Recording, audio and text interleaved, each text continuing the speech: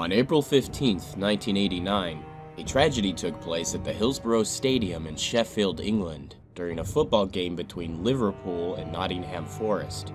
Police negligence led to massive overcrowding in the seating pens, which led to a human crush. The crush was so devastating, 96 people lost their lives, and 766 people were reported injured from asphyxiation. Hillsborough Stadium was chosen to host as neutral grounds for the teams. Liverpool fans gathered at the northwest part of the stadium called Leppings Lane, while Nottingham fans entered at the southeast end. Efforts were made to keep the fans from crossing each other's paths, because at the time, there were many hooligans among the fans, and often fights would break out. While this was an attempt at keeping the peace, there were more Liverpool fans than there were Nottingham. Nottingham's side had 29,800 combined capacity and 60 turnstiles for people to enter through. The northwest end of the stadium only had 23 turnstiles that met with 24,256 fans. There were normally other turnstiles around the Liverpool entrance for people to use, but because of the segregation policy, many of them were closed off so sports rivals couldn't cross each other's paths. While there was a public announcement to discourage more people from attending, the police, clubs, and local authorities at the event were more worried about the hooligans and fan fights. The game was scheduled to start around 3 p.m. Around 2:20 p.m., 350 people arrived off of 3 chartered buses. Upon their arrival, many of the fans wanted to enjoy their time with family and friends, and weren't in a hurry to try and get into the stadium. This caused congestion to build up in a short period of time. On the TV and radio, announcers told people to stay home if they didn't have a ticket because of how packed it was. Between 2:30 and 2:40, people started to cram up at the turnstiles in front of Leppings Lane.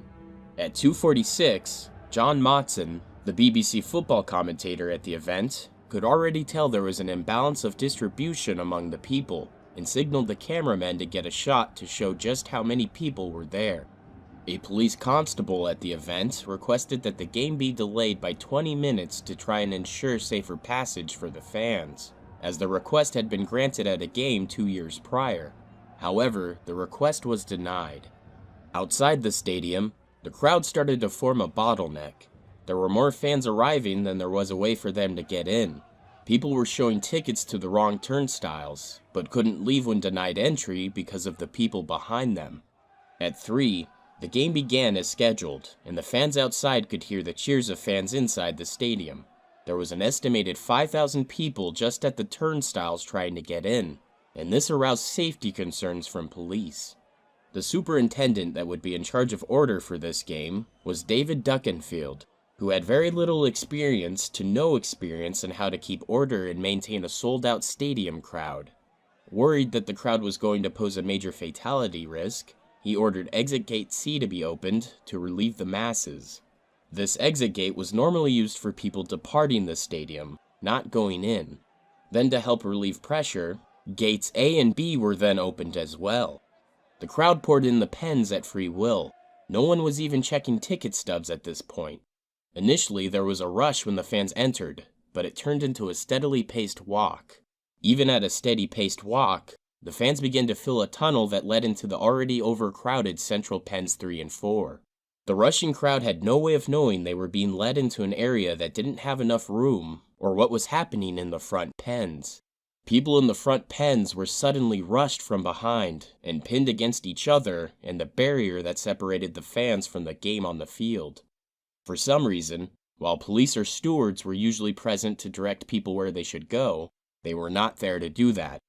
A BBC report speculated that if police had positioned the 2 patrol horses on the field into the crowds correctly, they could have directed fans into the side pens.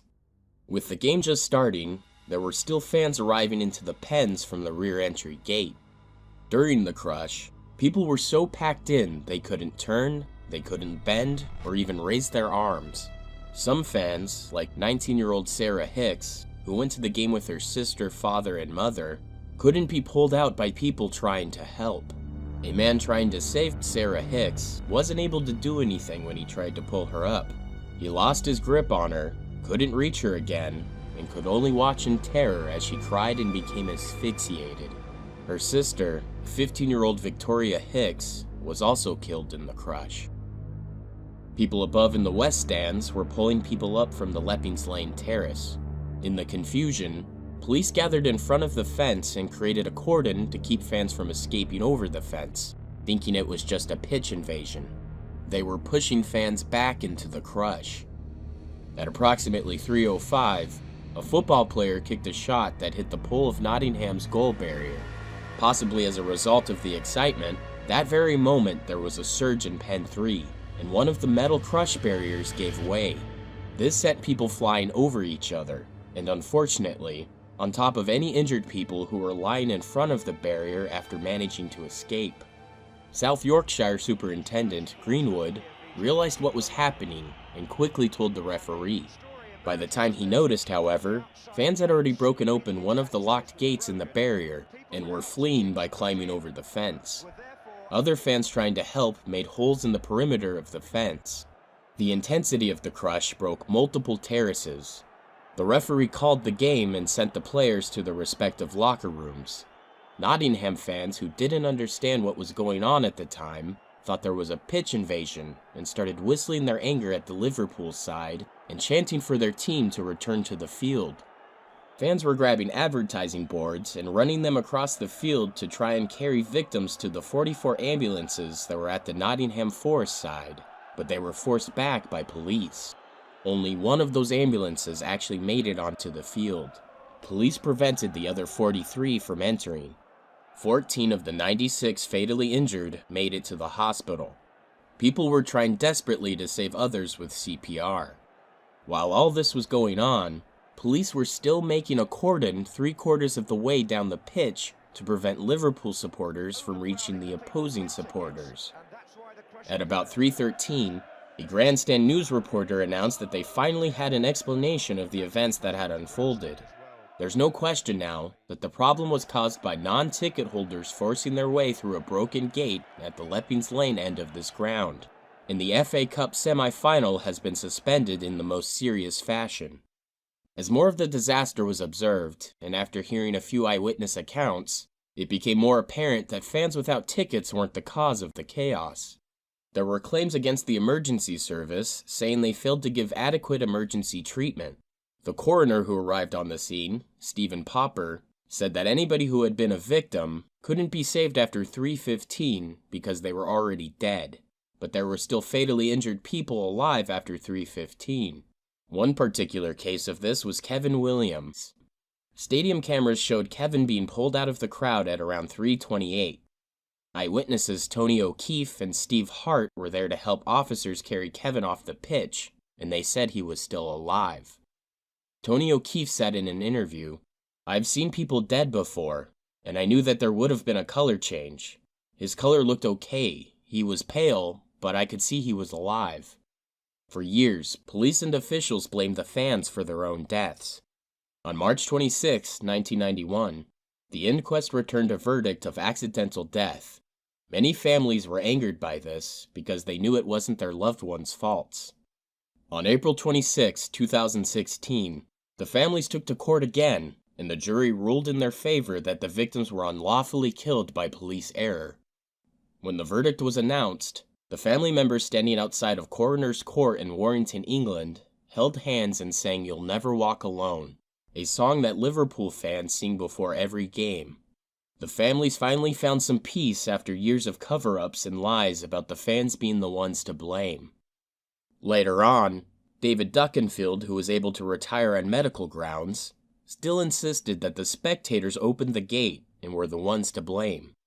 The Crown Prosecution Service was evaluating if they should press charges in light of new findings. If they did, it would most likely focus on David Duckenfield. The victims who died that day ranged from ages 10 to 69. 38 of the victims were children or teens. There were many memorials and epitaphs erected in honor of the 96 people who died from the crush throughout Liverpool and the Hillsborough Stadium.